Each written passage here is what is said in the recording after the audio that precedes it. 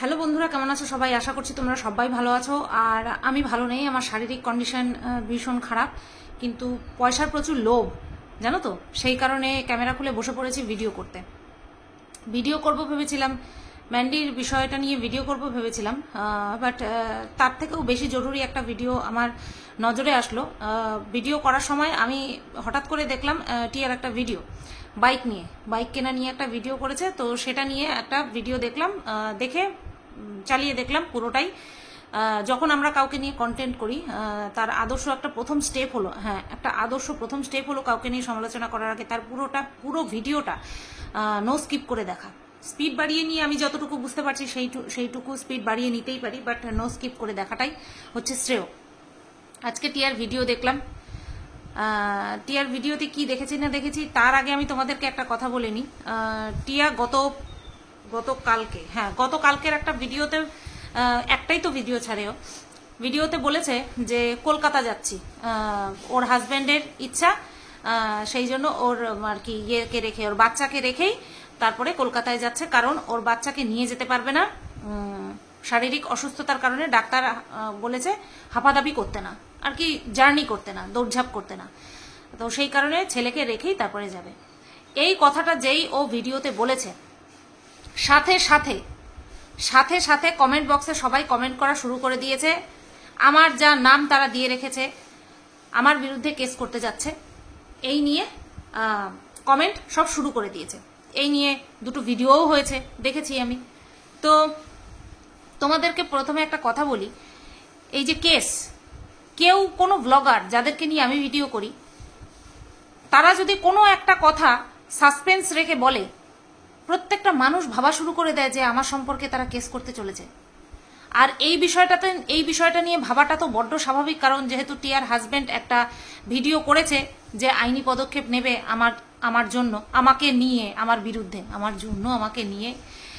বিরুদ্ধে একটা আইনি পদক্ষেপ নেবে, সে তো বলেই দিয়েছে, কাপা হাতে ভিডিও করতে করতে সে বলেই দিয়েছে। অ্যাকচুয়ালি কতখানি বলছিল না, মানে ওটা টিআই এডিট করে লিখেছিল যে আমার হাত কাঁপছে, কেন জানি না, আমি জানি কেন হাত কাঁপছিল, কারণ প্রচুর পরিমাণে মানুষ এক্সাইটেড হয়ে গেলে না নার্ভগুলো কাঁপা শুরু করে দেয়, ওভার এক্সাইটেড হয়ে গেলে পরে নার্ভ কাঁপা শুরু করে দেয়। তো টিয়ার হাজবেন্ড এমনি ভিডিওর সামনে, ক্যামেরার সামনে ঠিক মতন কথা বলতে বড্ড আনইজি। আমরা যেমন ক্যামেরা দেখলে পরেই তরবর করে কথা বলতে পারি, কিছু কিছু মানুষ আছে যেমন কিনা আমার হাজবেন্ড আছে, আমার হাজবেন্ড তো ছাড়ো, আমার হাজবেন্ড তো ক্যামেরার সামনে আসেই না, কিন্তু যে কিনা এতদিন ধরে একটা ব্লগারের বর, তার পর্যন্ত অসুবিধা হয় কথা বলতে ফোন ধরে।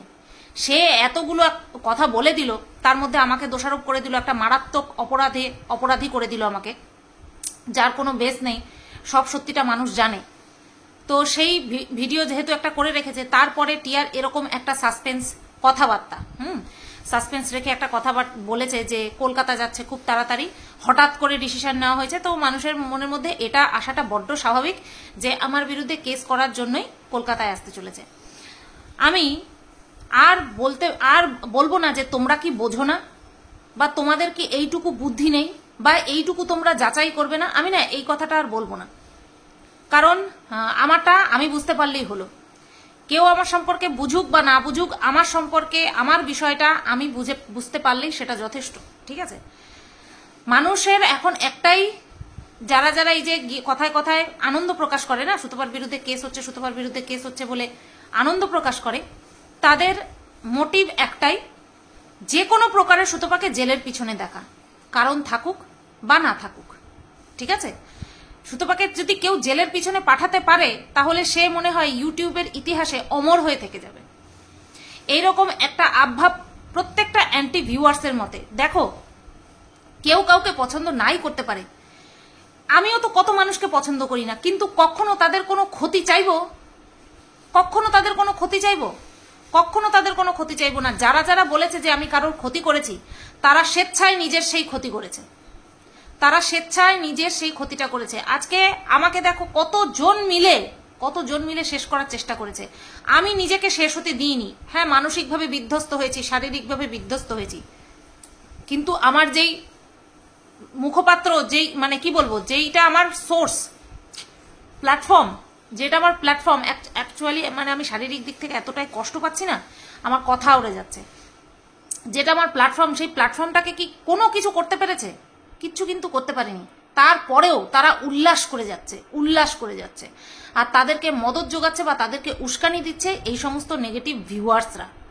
এরা শুধু আমার ক্ষেত্রেই যে নেগেটিভ তা কিন্তু না, এরা যে আমার নেগেটিভ, আমার হেটার্স তা কিন্তু না, এরা তাদেরও হেটার্স যাদের কিনা এরা বলে যে আমরা সাপোর্টার। যদি সাপোর্টার হতো তাহলে কখনো এটা বলতো না যে হ্যাঁ যাও কেস করো। কারণ সোশ্যাল মিডিয়াতে এসে কিছু দেখানোর পর সেই বিষয়টা নিয়ে কেস করতে যাওয়া আহাম্মকি ছাড়া, বোকামো ছাড়া কিন্তু আর কিচ্ছু না।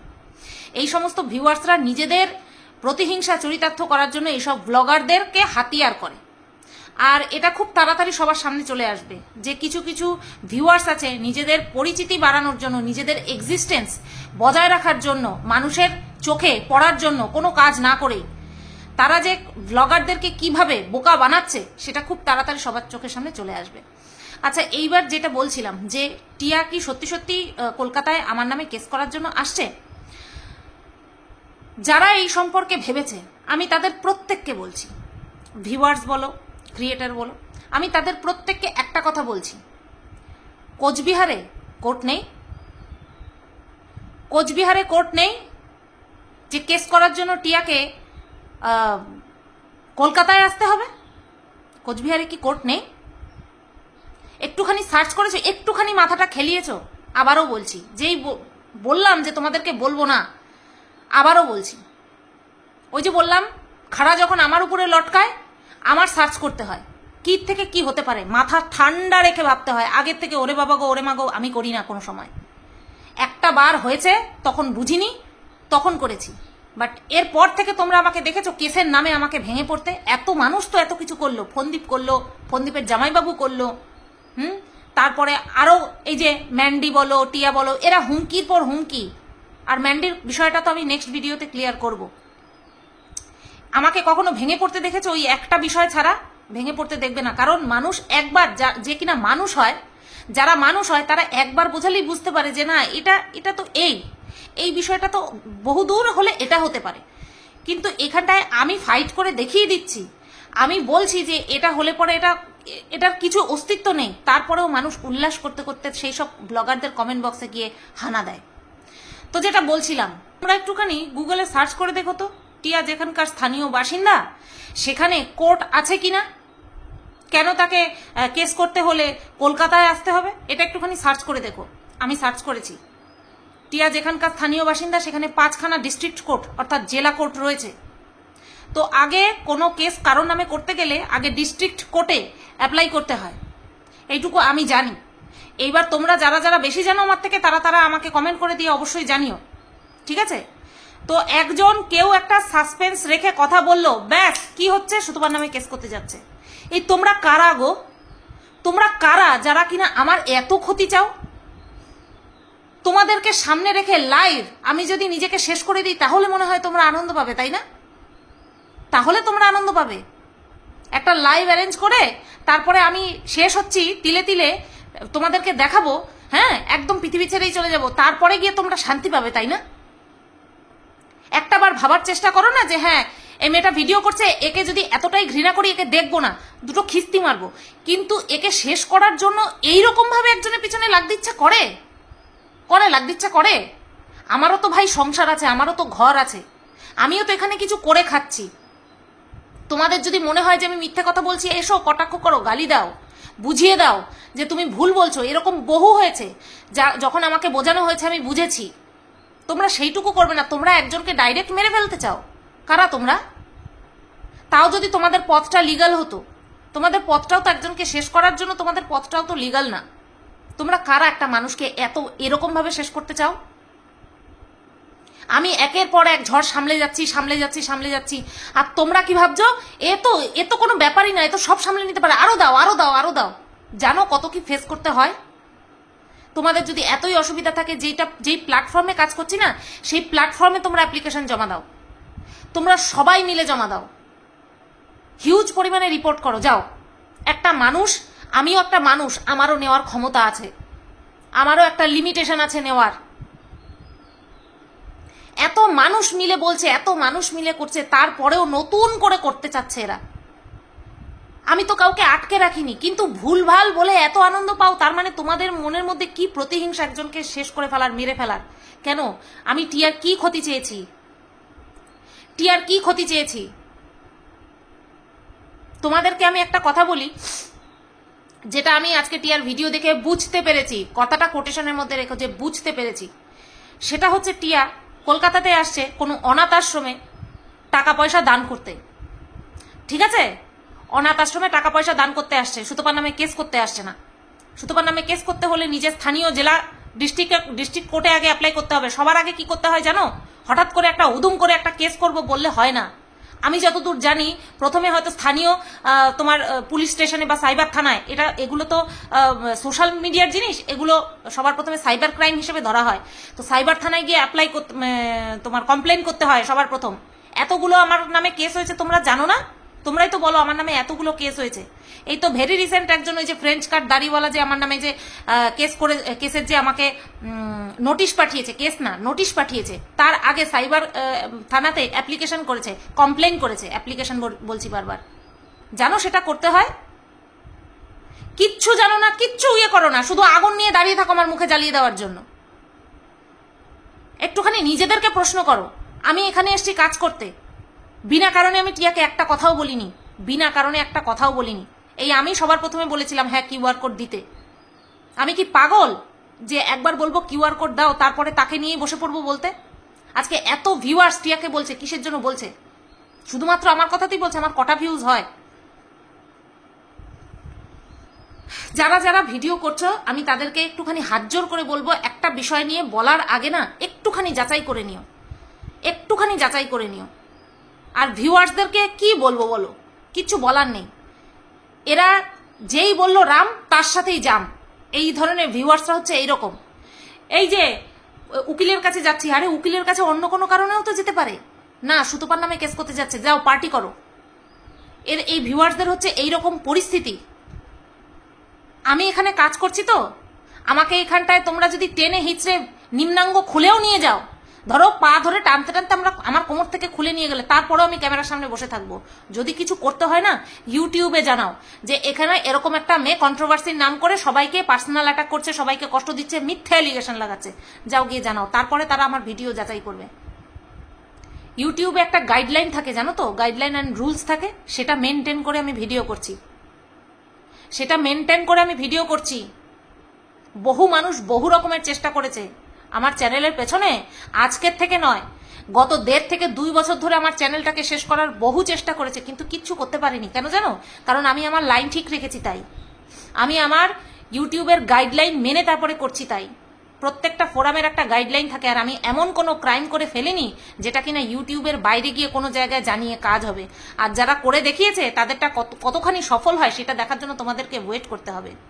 তো কেউ যদি বলে আমি এক জায়গায় যাচ্ছি বলে সে ধরো হয়তো পায়খানায় গেল, তোমরা কি ভাবলে যে সুতপার নামে কেস করতে গেছে? বাহ তোমাদের বুদ্ধি, বাহ তোমাদের প্রতিহিংসা। এই তো গেল কেসের ব্যাপারটা। তো যারা যারা ভিডিও করছো বা কমেন্ট করছো, তোমাদের যদি একটুখানি ইচ্ছে থাকে জেনে নিয়ে কমেন্ট করার বা জেনে নিয়ে ভিডিও করার, তোমরা তাই করো। কারণ ওকে যেখানকার স্থানীয় বাসিন্দা সেখানে 5খানা ডিস্ট্রিক্ট কোর্ট রয়েছে। আমি গুগলে সার্চ করে দেখেছি, তোমরা চাইলে সার্চ করে দেখে নিতে পারো যে আমি ভুল সার্চ করেছি, ভুল দেখেছি না ঠিক দেখেছি। ঠিক আছে, এইবার আসি টিয়ার আজকের ভিডিওতে। টিয়া অনেক কিছু বলেছে। প্রথমে তো ওই বাইক পর্যন্ত দেখিয়ে নিয়ে তারপরে বাইকের সম্বন্ধে আজকে ভিডিও করব না, আজকে ব্লগ করব না। আজকে ব্লগ না করে সুতপার পিন্ডি চটকাবো। সুতপাই শুধু সবার পিন্ডি চটকায় না, সুতপার পিন্ডিও সবাই চটকায়, সেটা আশা করি তোমরা সবাই দেখতে পাচ্ছ। সুতপার পিন্ডি ব্লগাররা বেশি করে চটকায়। তো আজকে টিয়া আমার পিন্ডি চটকালো, ঠিক আছে? সেটা কিভাবে চটকালো? হাসি মুখে চটকালো আর হাসতে হাসতে চটকালো। বেশ, আমার কথায় যদি, আমার ভিডিও দেখে যদি কারোর হাসি পায় তাহলে খুব ভালো লাগলো, আমার জেনে ভালো লাগলো। টিয়াকে একটা প্রশ্ন করতে চাই, আমার যেই ভিডিওটা দেখে তোমার হাসি পেয়েছে সেই ভিডিওটা নাকি তুমি দেখেছো, বাদ বাকি আর কোনো ভিডিও দেখোনি। সিরিয়াসলি, কথায় কথায় এরকম মিথ্যে কথা বলতে মুখে বাঁধে না? জিভটা আটকে যায় না যে এত বড় একটা মিথ্যে কথা বলে দিচ্ছি? এটা যে আমার কথাটা তো শুনবে, আমার কথাটা শুনে আমাকে তো ফিরে বলবে, তখন আমি আমার মুখটা কোথায় লুকাবো? লজ্জা লাগে না এত বড় মিথ্যে কথা যে বলে দিলে যে তুমি আমার ওই ভিডিওটাই দেখেছো, যে ভিডিওটা দেখে তুমি শুধু হেসেছো, যে শুরু থেকে শেষ পর্যন্ত শুধু মিথ্যে কথা বলে গেলাম। হ্যাঁ, আমি তো মিথ্যে কথা বলার জন্যই চ্যানেলটা খুলেছি টিয়া, মিথ্যে কথা বলেই চ্যানেলটা খুলেছি, মিথ্যে কথা বলেছি বলেই তো মানুষ এত কেস করে জিতে টিতে গেছে। বুঝতে পারোনি? বুঝতে হবে তো। তুমি আমার এই ভিডিওটা দেখেছো, ওই ভিডিওগুলো দেখোনি যখন তোমাকে নিয়ে প্রশংসা করে ভিডিও বানিয়েছি, তোমার নাচের ভিডিওর প্রশংসা করে ভিডিও বানিয়েছি, তোমার গানের ভিডিওর প্রশংসা করে ভিডিও বানিয়েছি, তোমার ছেলের জন্য ভিউয়ার্সদেরকে আবেদন করেছি। এই ভিডিওগুলো তুমি দেখোনি যখন তোমাকে সচেতন করা নিয়ে ওই হোয়াটসঅ্যাপের টাকা নিও না, গ্রুপের টাকা নিও না, সেই সচেতন করে যে একটা ভিডিও বানিয়েছি, সেই ভিডিওগুলো তুমি দেখোনি? না সেই ভিডিওগুলো দেখার যোগ্য ছিল না? সেই কোন জন্মে তুমি প্রেগনেন্ট ছিলে কিনা সেটার প্রুফ দিয়ে তুমি আমাকে ভুল প্রমাণ করেছিলে, সেই কথাটা তোমার আজকে পর্যন্ত মনে আছে। বাট তোমাকে নিয়ে প্রশংসা করে, তোমার ভিডিওর যে তোমার যে হার্ড ওয়ার্ক, তোমার যে কঠোর পরিশ্রম, সেটা নিয়ে প্রশংসা করে আমি যে ভিডিওগুলো করেছি, সেই ভিডিওগুলোর কথা তো তোমার মুখ থেকে বেরোয় না। কেন? কেন? গ্রুপ থেকে বাদের খাতায় পড়ে যাবে? বা আমার প্রশংসা করলে যারা তোমাকে তেল দিয়ে ভিডিও করে তারা রুষ্ট হয়ে যাবে? সৎ সাহস কাকে বলে জানো?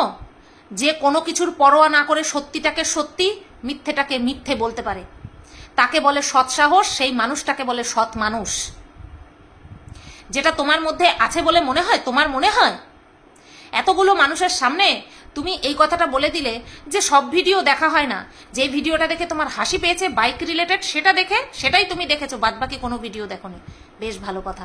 এই কথাগুলোই আমার কাজে লাগবে যে তুমি কোনো ভিডিওই দেখোনি, তুমি কোনো ভিডিও দেখো না। অথচ তোমার বর কি বলে দিল? আমার ভিডিও দেখে তোমার নিঃশ্বাস আটকে যায়, শ্বাস নিতে পারে না, আমার ভিডিও যাকে নিয়ে করছি তার গায়ে লাগছে না। হ্যাঁ চলো বাদ দাও, এরকম একটা কথা বললে না তো?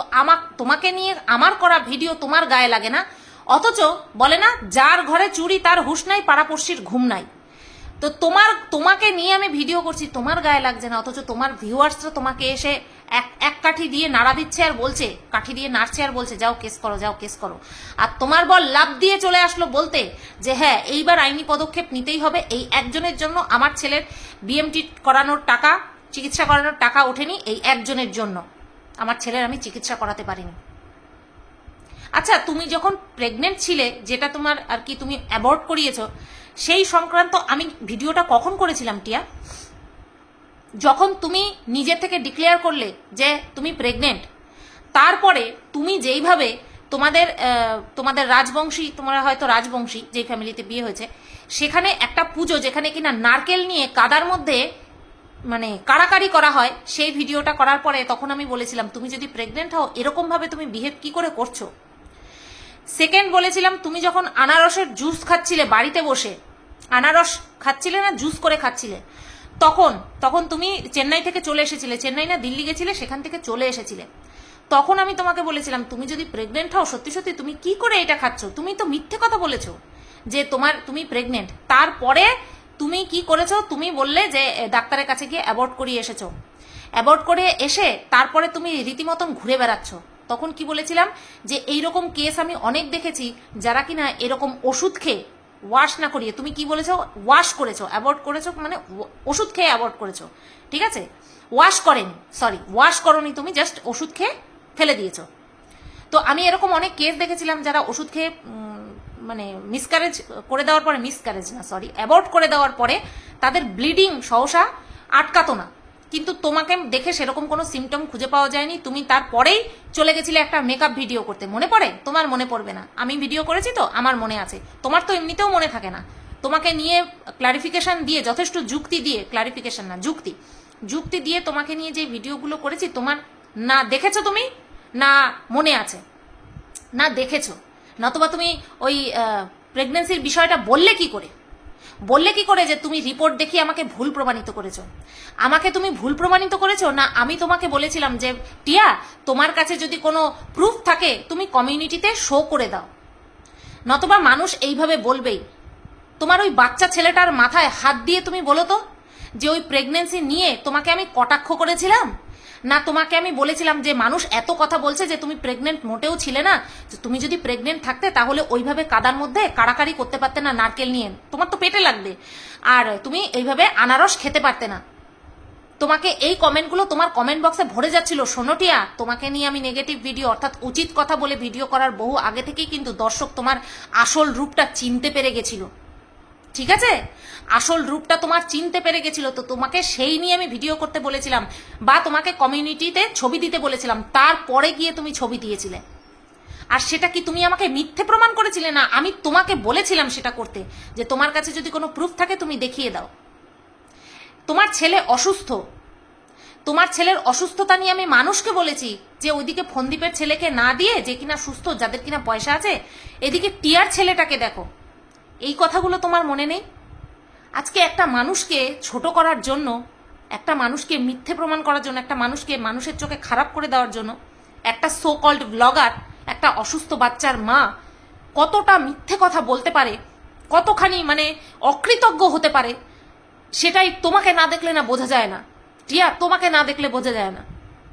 তোমার বাচ্চার জন্য আমি কিন্তু বলেছিলাম, আর আমি বলেছিলাম পরে তোমাকে যারা এখন তেল দিয়ে ভিডিও করে তারা বলেছিল তোমাকে যে তুমি এখন দালাল রেখেছো। মনে পড়ে দিল্লিতে ছিলে যখন, তারপরে তুমি ওই টুকিটাকিকে নিয়ে একটা ভিডিও করতে বসেছিলে যে আমি কাউকে দালাল রাখিনি। আমি তার পরিবর্তে একটা ভিডিও নামিয়েছিলাম যে তোমার সাথে তো আমার কোনো কথা হয় না, তোমার এইটুকু সৎ সাহস নেই বলার জন্য, বলার যে আমাকে নিয়ে কে কি করছে না করছে সেটার দায় আমার না, তোমার বলার সাহস নেই।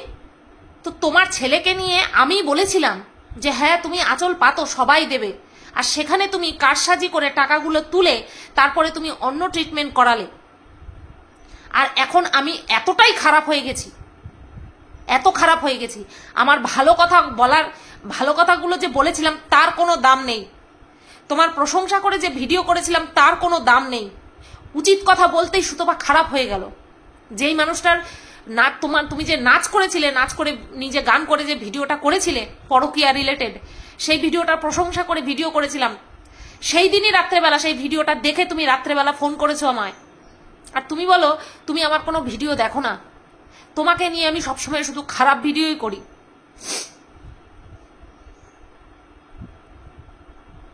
তোমরা অনেকেই বলবে শুধু এখানে কেন চোখে জল ফেলছো, মানুষের একটা নেওয়ার লিমিট থাকে।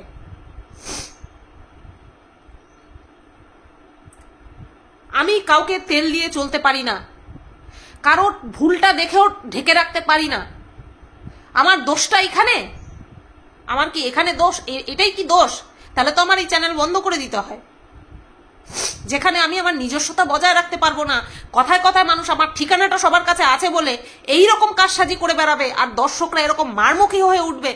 এইভাবে তো একটা কাজ করা যায় না। কাজ করা যায় কি?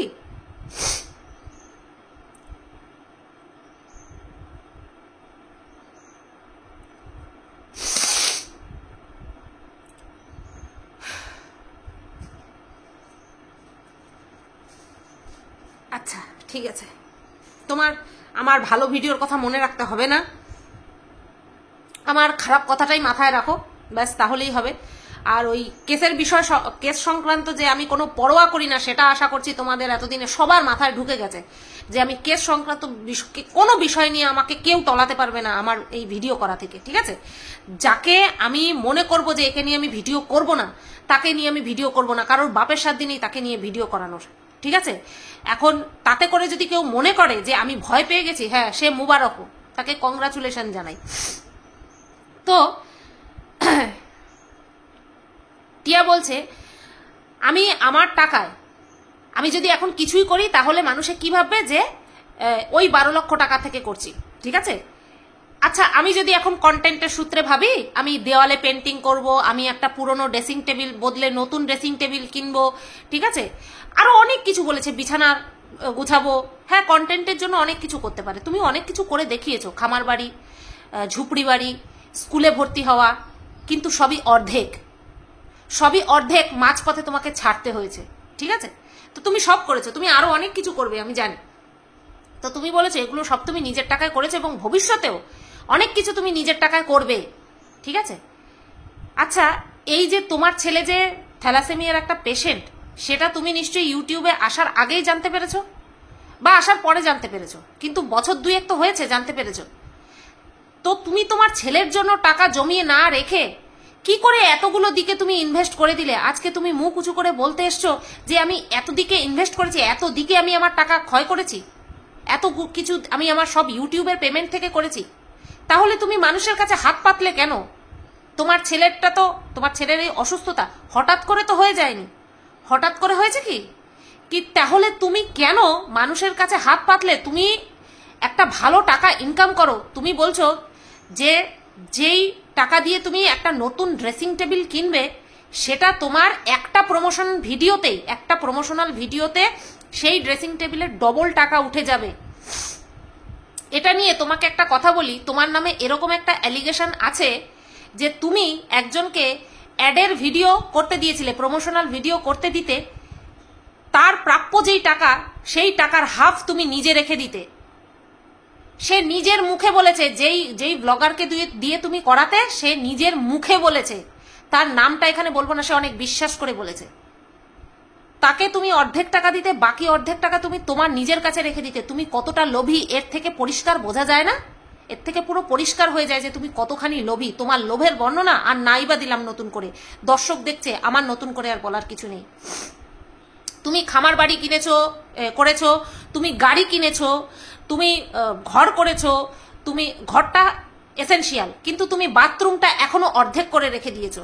তোমার বাথরুমটা এখনো, বলে না মানুষের স্বভাব, তোমার স্বভাব অন্যের পায়খানা বাথরুম ব্যবহার করা, তোমার স্বভাব হয়ে গেছে অন্যের পায়খানা বাথরুম ইউজ করা। তো তুমি কেন তুমি নিজের টাকা খরচ করে এটা, এই যতটুকু করেছো না, যে অর্ধেক করে রেখে দিয়েছো না, সেটা তুমি লোকের কি বলবো প্রচুর পরিমাণে ভৎসনার শিকার হয়েছো, প্রচুর ভৎসনার শিকার হয়ে তারপরে তুমি তোমার ওই অর্ধেক করে রেখে দিয়েছো, তাও তুমি পুরো করনি। তোমার স্বভাব এতটাই খারাপ, যেই জিনিসটা মানুষ আগে করে, শৌচালয় মানুষ আগে করে, ঘর আগে তারপরেই শৌচালয়, বা ঘর অনেকে থাকুক বা না থাকুক, শৌচালয়টা পাকা থাকে, যেখান থেকে মানুষের স্বাস্থ্যটা জড়িয়ে থাকে, সেটা মানুষ আগে করে। তুমি নিজেকে কোন দিক থেকে শিক্ষিত প্রমাণ করতে পেরেছো আজ পর্যন্ত? কোন দিক থেকে শিক্ষিত প্রমাণ করতে পেরেছো নিজেকে? বলতে বসে যাও, দাঁত বের করে বলতে বসে যাও, কোন দিক থেকে নিজেকে শিক্ষিত প্রমাণ করতে পেরেছো? গাড়ি কিনেছো, খামার বাড়ি করেছো, এক্সেস অযথা বহুত খরচা করেছো, কিন্তু তোমার ছেলের জন্য তুমি জমিয়ে রাখোনি। আমাদেরকে হাত তুলে দেখাচ্ছ তোমার ব্যাংকে 5 লাখ টাকা আছে, এতগুলো টাকা এদিক ওদিক খরচা করে তারপরে তুমি বিএমটির জন্য মানুষের কাছে হাত পেতেছো, অথচ মানুষ কিছু বলতে পারবে না। শিখণ্ডী কি? তোমার ছেলে। বাচ্চাটাকে সামনে দাঁড় করিয়ে রেখে তারপরে তুমি পেছনে খেলছো, এই কথাটা মানুষ বলতে পারবে না, তাই না? নিজেকে আয়নায় একটু ভালো করে দেখো, তারপর না হয় আমার বিচার করো। তুমি বলছো না যে যেরকম সে সেরকমটাই ভাবে। আমাকে তুমি কি করতে দেখেছো? আমি যেই টাকা তুলেছি, তোমার প্রত্যেকটা কথা যে আমাকে ঘিরে না, সবাই জানে, এখানে কেউ ঘাসে মুখ দিয়ে চলে না।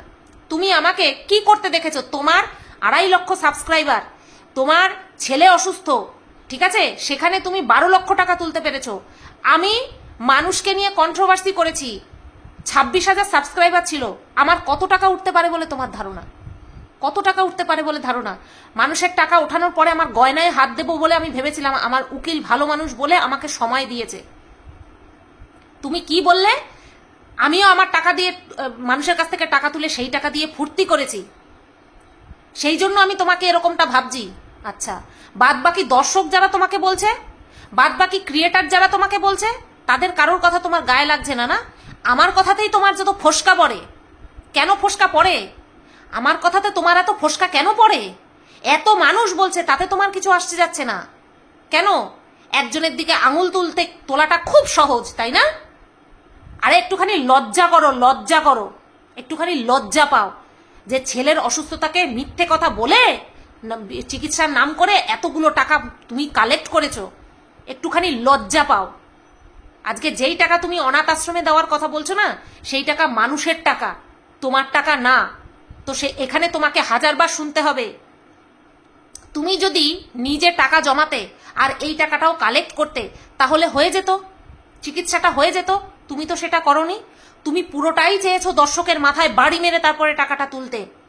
তুমি বলছো দর্শকের টাকায় ছেলের চিকিৎসার নাম করে টাকা তুলে সেই টাকায় ফুর্তি করব। এরকম মেয়ে যদি আমি হতাম, তাহলে কি করতাম? এত কষ্ট করে আমি ব্লগ করতাম না, স্বামী যা আয় করতো সেই দিয়েই চলতাম, আর এইভাবে চলতাম ছেলের নামে টাকা তুলে। এই কথাটা তুমি বলেছো, ঠিক আছে? তোমার ভিডিও দেখো আর আমার ভিডিও দেখো, দেখবো তোমার মুখে কত চওড়া হাসি আজকে ফোটে, ঠিক আছে? তো তোমার মুখে হাসি ফোটানোর জন্য আমার চোখের জল ফেলেছি আজকে। নাও হেসো, আরো একটুখানি হেসো। তো তুমি এই কথাটা বললে যে টাকা পয়সার যদি তোমার লোভ থাকতো লোকের টাকায় ফুর্তি করার, তাহলে ছেলের নামে টাকা তুলতে আর স্বামী যা ইনকাম করতো তাই দিয়ে চলতে। এত কষ্ট করে তুমি ব্লগ করতে না। সত্যি ভীষণ কষ্ট, বাসন মাজা, কাপড় কাচা, ঘর মোছা, ভীষণ কষ্ট, তাই না?